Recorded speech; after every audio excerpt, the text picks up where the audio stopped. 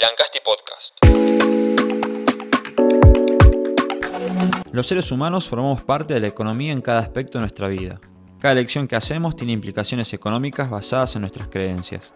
Por eso, este podcast es una invitación del licenciado Marcelo Altamirano a entender aquellos conceptos básicos del complejo universo de la economía. Entendiendo economía.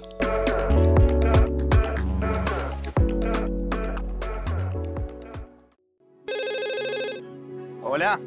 Sí, ¿de parte de quién? ¡Héctor! ¡Scaloni! Hola. ¡Scaloni, vení! Mamá. Hola. ¡Conta conmigo, papá! Gracias, loco. En Banco Macro sabemos de tu esfuerzo y por eso te convocamos. Te acompañamos con soluciones y beneficios para ayudarte a crecer. Entra a pensaenmacro.com.ar y conoce todo lo que tenemos para vos. Estás convocado. Pensá en Macro. Episodio 6. Mitos económicos. Parte 2. Bienvenidos a este ciclo de Entendiendo Economía en el episodio 6, que sería el último, para seguir hablando con el licenciado Marcelo Altamirano. Marcelo, gracias por visitarnos otra vez. Siempre muy agradecido yo de tener esta oportunidad. Bien, decíamos hablar de los mitos de la economía. En el episodio pasado estuvimos hablando de dos mitos, la mano invisible del mercado y de la emisión como única razón de la inflación. Y ahora vamos a arrancar con otros dos mitos. Sí, la economía tiene una gran cantidad de mitos, digamos. Lo que pasa es que hemos seleccionado estos 4 mitos como una manera de suavizar a veces las relaciones que suelen resultar a veces crueles, digamos. El mito que nos quedaba era tratar de mirar lo que se ha hecho como de dominio público y que tiene un vínculo con el tema anterior, que es el tema del déficit fiscal como la madre de todas las desgracias, o el padre, depende, de todas las desgracias de un país. Como la causa de todos los males de la economía. Una cosa así, ¿no es cierto? Y el último mito era un poco mirar eso de que hay que sufrir hoy para disfrutar mañana. Yendo a la cuestión del déficit, de vuelta, y esto siempre hay que tener presente, todos tenemos que tener presente cómo funciona nuestra cabeza. Si a nosotros nos dicen una cosa en un sentido, el cerebro lo que hace es tomar dicho de verdad de ese sentido. Entonces yo te digo, mira, el problema del déficit fiscal es que vos gastas demasiado respecto de los ingresos que tenés. Y lo asociamos con la familia, por ejemplo, si en una familia se gasta mucho y el sueldo es poco, entonces hay que reajustar los gastos, etcétera, etcétera. Hay una serie de supuestos que te hacen pensar rápidamente que lo que vos tenés que hacer es ajustar el gasto. Porque la cabeza funciona así, listo, no es que uno tenga que hacer demasiado sofisticación en el razonamiento, la cabeza funciona así. Ahora es distinto que yo te diga, mira, en realidad el problema del déficit, como es una igualdad, el problema que vos tenés es que te ingresa poco versus los gastos necesarios que tenés que hacer para funcionar. Entonces lo que te estoy diciendo es, no tenés que reducir los gastos, lo que tenés que hacer es aumentar los ingresos. Entonces allí uno tendría que ponerse a pensar, no, entonces el déficit tiene 2 miradas. O reduzco los gastos o aumento los ingresos. O hago una combinación, la tercera mirada, digamos, para ser un economista bien científico, puede haber una tercera que sea una combinación de ambas cosas, ¿no? Entonces, allí es como se construye el mito. Entonces, si yo te repito ad eternum que el problema tuyo es un problema de gastos, siempre vas a estar pensando en que la solución es el ajuste. Cuando en realidad, probablemente la solución, que es lo que se está discutiendo hoy quizás en el mundo, que la solución no es el ajuste, que la solución es que la economía crezca y de esa manera aumente el nivel de ingresos y eso pueda traducirse luego en una mejora en la calidad de vida general. En general, esta teoría del déficit fiscal como causa de todos los problemas de la economía es más bien de la escuela ortodoxa. Hay otras miradas dentro de la economía que precisamente le adjudican, por ejemplo, un rol al Estado más activo en la generación, y en la orientación general de la economía para producir precisamente mayores ingresos que terminen equilibrando digamos, el presupuesto general. En general, lo que uno tendría que pensar es que el mundo de los economistas no se divide entre quienes son fanáticos del déficit o fanáticos del superávit. En realidad, ningún economista más o menos serio te va a decir que un déficit fiscal sostenido en el tiempo es bueno.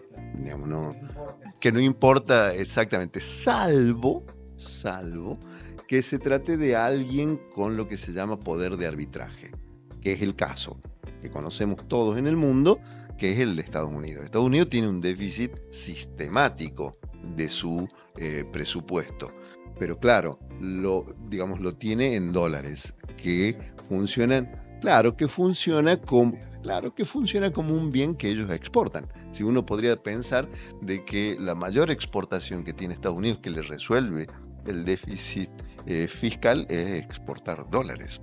Digamos. Entonces, allí hay, digamos, una controversia. Ahora, ningún economista, más o menos serio, te va a decir, no, mira, no hay problema, el déficit fiscal puede... Ahora, tampoco un economista serio te diría que tiene que haber un superávit sistemático. Es decir, que el gobierno, el Estado, tiene que funcionar como una empresa, que tiene que dar ganancias todo el tiempo. También por lo menos a mí, me resulta como una afirmación extrema. No tiene ningún sentido tener un Estado, un gobierno que desatienda una serie de problemas en términos de externalidades del mercado con la pretensión de tener ganancias, digamos. Allí entonces empieza toda esta discusión que incluso en algunos puntos puede derivar en discusiones de soberanía política, de soberanía geográfica, de soberanía alimentaria, de una serie de cuestiones que tienen que ver más con la Constitución en términos de acuerdo o de contrato que con las cuentas públicas. Si hacer un camino para que estemos conectados con Antofagasta, o con El Peñón, o con Antofalla, o con, no sé, El Cajón en Santa María, y eso implica un déficit fiscal porque allí las cuentas no nos van a dar, me parece una tontería discutirlo. Claro, es analizar si ese tipo de obras estratégicas en materia de infraestructura en realidad son gastos o son inversiones redituables a futuro. Sí, o aunque no se tratara incluso de inversiones, se trata de proveer una serie de derechos en términos de sociedades que forman parte de ese acuerdo en términos políticos. Es decir, en todo caso, discutamos si está mal, discutamos lo anterior, pero no puede ser que a partir de ese mito, en términos de que el gobierno tiene que estar necesariamente en equilibrio, yo desatienda a un vecino de Punta del Agua en Palo Blanco, en Malá. Claro, son aspectos sociales, digamos, que a veces ciertas teorías económicas no le prestan la debida atención. O de soberanía, o directamente de soberanía. Es decir, mirá lo que está pasando ahora en el mundo de los combustibles con el anuncio de Rusia y haber encontrado petróleo en la Antártida y la discusión que se está generando a partir de ese tipo de temas. O con la imposición, por ejemplo, que ya está tomando mucha fuerza en los países del hemisferio norte, en términos de empezar a suprimir autos de combustión a combustibles, de hidrocarburos, y reemplazarlos por eléctricos. Y allí, obviamente, eso va a generar un déficit en las cuentas de los países del hemisferio norte porque los autos que dominan el mercado en términos eléctricos son chinos. Entonces, esa discusión está allí y evidentemente, ¿qué está sucediendo? Las economías centralizadas están dispuestas a tener déficit fiscal en la medida en que logren equiparar el desarrollo tecnológico para que no sean invadidos por autos chinos. Digo, hay mucha cuestión ahí al medio, pero claro, como el gasto del Estado también es un terreno de disputa entre los agentes económicos, obviamente pensar que el déficit del Estado es malo tiene su consecuencia. Otro mito que se me ocurre está asociado a este es el de, nos ajustamos ahora, sufrimos ahora para disfrutar de ciertos beneficios de este ajuste en el futuro.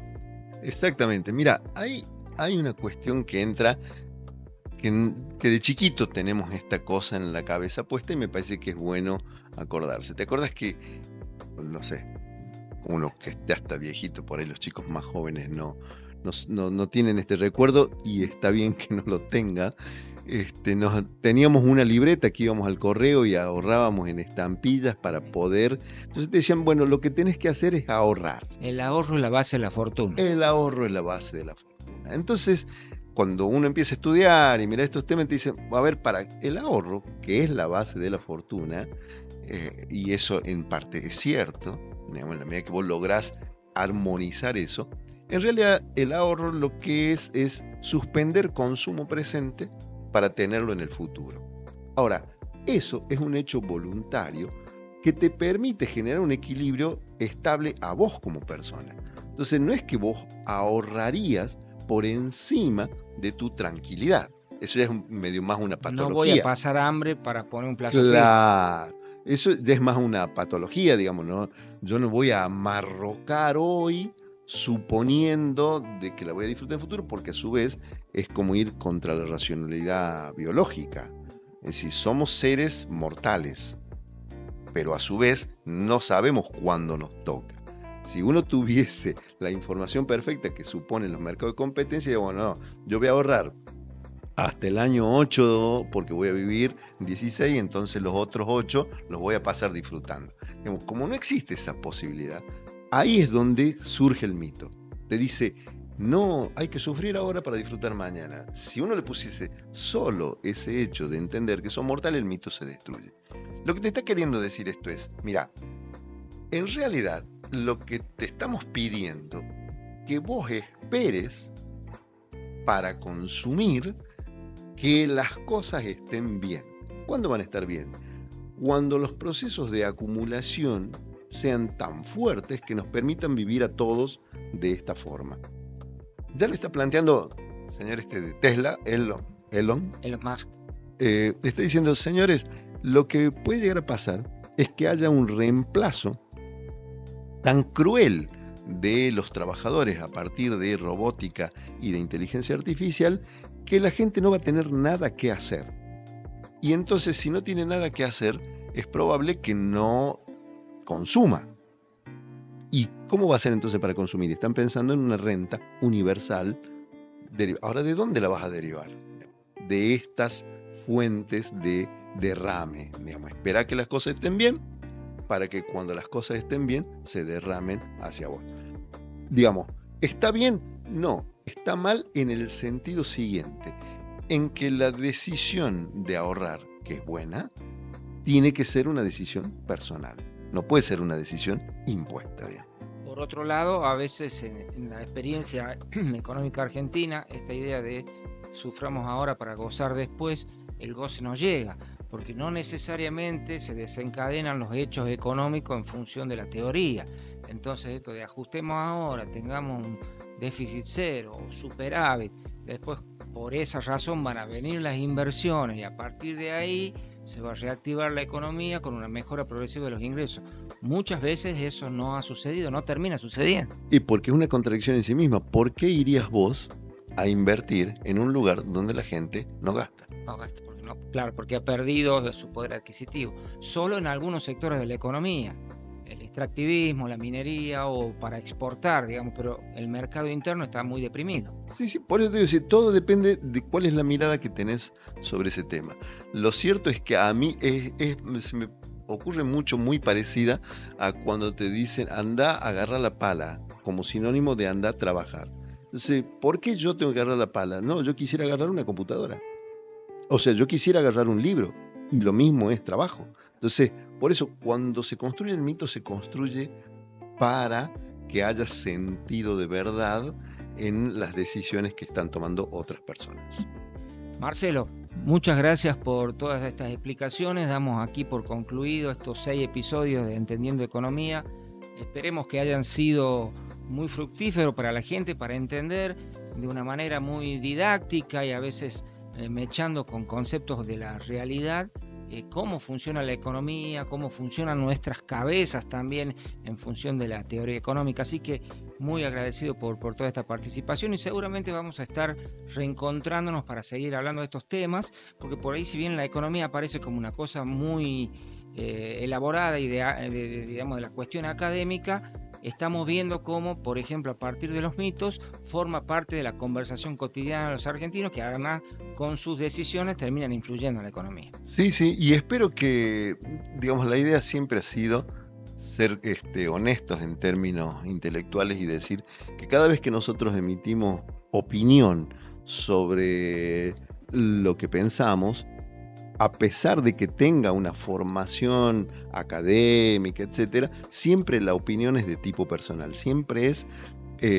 mirada desde cómo nosotros observamos al mundo, y eso en estos podcasts me parece que ha estado claro, en el sentido de que somos honestos en esa cuestión, y que también un poco la idea en el fondo era generar ese debate que esperemos se produzca a partir de que compartamos estas salidas y abramos ese debate que me parece tan necesario en una época tan difícil. Muy bien. Invitamos, por supuesto, a nuestros oyentes a compartir estos episodios de Entendiendo Economía con el sentido que acaba de explicar Marcelo. Muchas gracias y nos reencontraremos en cualquier momento.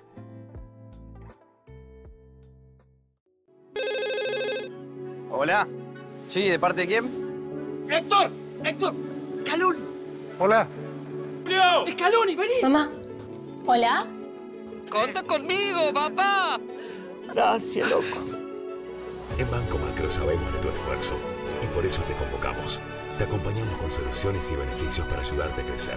Entra a pensaenmacro.com.ar y conoce todo lo que tenemos para vos. Estás convocado. Pensá en Macro. Entendiendo Economía es un podcast original de Lancasti narrado por Marcelo Altamirano. Narración, guión y producción, Marcelo Altamirano.